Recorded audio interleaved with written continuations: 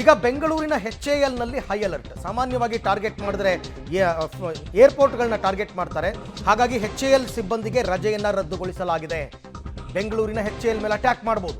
Over time ಕೆಲಸಕ್ಕೆ ಸಿದ್ಧರಿರೋದಕ್ಕೆ HAL ಸಿಬ್ಬಂದಿಗೆ ಸೂಚನೆಯನ್ನ ಕೂಡ ಕೊಡಲಾಗಿದೆ. ಭಾರತ ಪಾಕ್ ನಡುವೆ ಯುದ್ಧ ಕಾರ್ಮೋಡದ ಸನ್ನಿವೇಶ. ಕಾರ್ಮೋಡ ಏನು? ಕಾರ್ಮೋಡ ಸುರಿದು ಮಳೆಯಾಗೋಗಿದೆ ಈಗಾಗಲೇ ಪಾಕಿಸ್ತಾನದಲ್ಲಿ. HAL ಏರ್ಪೋರ್ಟ್ ಅನ್ನು ಈಗ ಬಿಗಿ ಭದ್ರತೆಯಲ್ಲಿ ಇರಿಸಲಾಗಿದೆ ಅಂತಕ್ಕಂಥ ಮಾಹಿತಿ ಲಭ್ಯವಾಗ್ತಾ ಇದೆ. ಪ್ರಮುಖವಾಗಿ ಪಾಕಿಸ್ತಾನದ ಲಾಹೋರನ್ನು ಕಾನ್ಸಂಟ್ರೇಟ್ ಮಾಡಿದ್ರು ಆರಂಭದಲ್ಲಿ, ಕೊನೆಗೆ ಅದು ಇಸ್ಲಾಮಾಬಾದ್ ತನಕ ಹೋಯಿತು. ಈ ಬಗ್ಗೆ ಮತ್ತಷ್ಟು ಮಾಹಿತಿ ನನ್ನ ಕೊಲೀಗ್ ಪ್ರಕಾಶ್ ಅವರಿಂದ ಪಡ್ಕೊಳ್ಳೋಣ. ಪ್ರಕಾಶ್, ನಿಜ ಯುದ್ಧ ಅಂತ ಆದರೆ ಈಗ ಯಲಹಂಕದ ವಾಯುನೆಲೆ ಅಥವಾ HAL ಇವುಗಳು ಹೆಚ್ಚು ಟಾರ್ಗೆಟ್ ಆಗುತ್ತೆ ಶತ್ರುಗಳಿಗೆ. ಹಾಗಾಗಿ ಅಲ್ಲಿನ ಭದ್ರತೆ ಮತ್ತು ಅಲ್ಲಿನ ಎಚ್ಚರಿಕೆ ಏನು ಅಂತ? ಪ್ರಮುಖವಾಗಿ ಭಾರತ ದಾಳಿ ಮಾಡಿದಂಥ ಸಂದರ್ಭದಲ್ಲಿ ಪಾಕಿಸ್ತಾನ ಪ್ರತಿಕ್ರಿಯೆಯನ್ನು ಅಂದರೆ ತಿರುಗೇಟನ್ನು ಕೊಡುವಂಥ ಪ್ರಯತ್ನಗಳಾಯಿತು. ಆದರೆ ಅದು ಯಾವುದು ಕೂಡ ಆಗಲಿಲ್ಲ.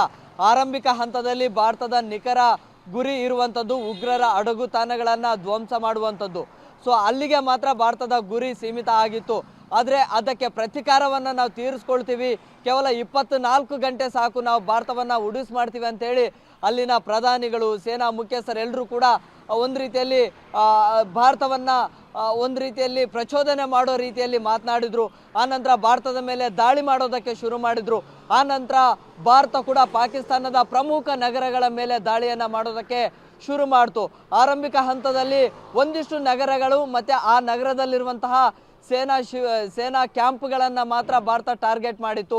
ಆದರೆ ಭಾರತದ ನಾಗರಿಕರನ್ನು ಪಾಕಿಸ್ತಾನ ಮತ್ತೆ ದಾಳಿ ಮಾಡುವಂಥ ಪ್ರಯತ್ನ ಮಾಡಿತು. ಆಗ ಮತ್ತೆ ಒಂದು ಹೆಜ್ಜೆ ಮುಂದೆ ಹೋದಂತಹ ಭಾರತೀಯ ಸೇನೆ ಸುಮಾರು ಪಾಕಿಸ್ತಾನದ 16 ನಗರಗಳನ್ನು ಈಗ ಧ್ವಂಸ ಮಾಡಿದೆ. ಅದರಲ್ಲಿ ಪೇಶಾವರ, ಲಾಹೋರು, ಇಸ್ಲಾಮಾಬಾದು, ರಾವಲ್ಪಿಂಡಿ ಸೇರಿದಂತೆ ಪ್ರಮುಖ ನಗರಗಳನ್ನು ಈಗ ಕಂಪ್ಲೀಟ್ ಆಗಿ ನೆಲಸಮ ಮಾಡುವಂಥ ಕೆಲಸ ಕೂಡ ಮಾಡಿದೆ. ಅದರಲ್ಲಿ ಕೂಡ ವ್ಯಾಪಾರ ಕೇಂದ್ರಗಳಾಗುವಂತಹ ನಗರಗಳು, ಜೊತೆಗೆ ಕರಾಚಿ ಬಂದರಿದೆ, ಅಲ್ಲಿ ಸುಮಾರು ಬೇರೆ ಬೇರೆ ರಾಷ್ಟ್ರಗಳಿಂದ ಅಲ್ಲಿಗೆ ಏನು ಆಮದು ರಫ್ತು ಆಗ್ತಾ ಇತ್ತು.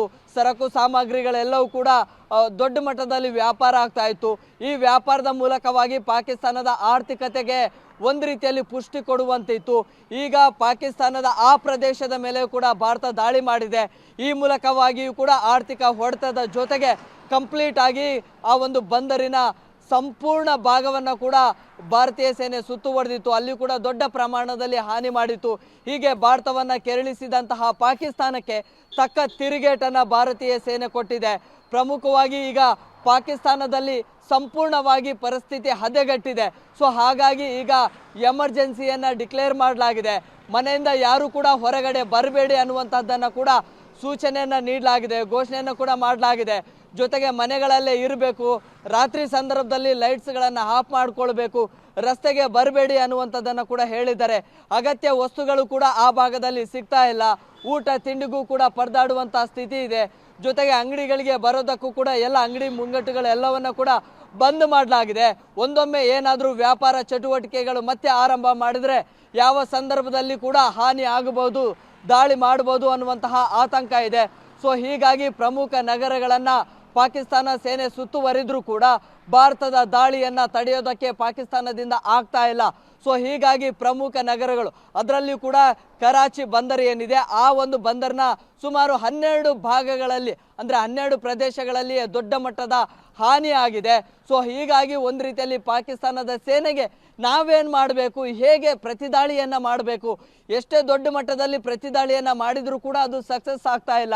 ನಾವೇನು ಮಾಡಬೇಕು ಅನ್ನುವಂತಹ ಒಂದು ಕಂಪ್ಲೀಟ್ ಆಗಿ ಆತ್ಮಸ್ಥೈರ್ಯವನ್ನೇ ಕಳೆದುಕೊಳ್ಳುವಂತಹ ಸ್ಥಿತಿಗೆ ಪಾಕಿಸ್ತಾನ ಸೇನೆ ಬಂದಿದೆ.